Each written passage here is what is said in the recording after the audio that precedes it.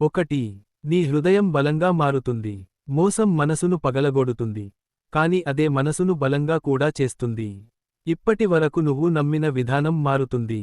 ఇక నుంచి నువ్వు అజ్ఞానంగా కాదు, జ్ఞానంతో ముందుకు సాగుతావు. 2.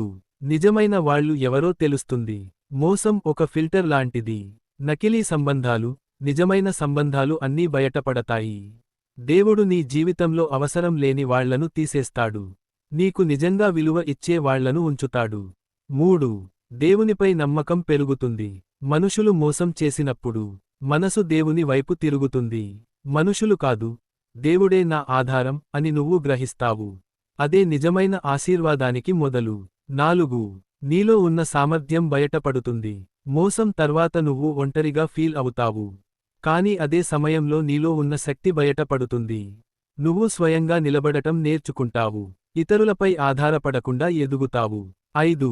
దేవుడు నిన్ను ఉన్నత స్థాయికి తీసుకెళ్తాడు. ఇది గొప్ప ఆశీర్వాదం. నిన్ను మోసం చేసిన వాళ్లే ఒకరోజు నిన్ను చూసి ఆశ్చర్యపడతారు. నీ సహాయం కోసం వస్తారు. ఎందుకంటే దేవుడు నిన్ను తల కాదు, తలపైనగా చేస్తాడు. చివరి సందేశం. మోసం ఒక శాపం కాదు, అది ఒక మార్గం. నిన్ను బలంగా చేయడానికి, నిన్ను శుద్ధి చేయడానికి, నిన్ను ఉన్నత స్థాయికి తీసుకెళ్లడానికి. ఈరోజు ఈ మాటను గుర్తుంచుకో. నన్ను మోసం చేసినది నా ముగింపు కాదు, నా ఆశీర్వాదానికి ఆరంభం.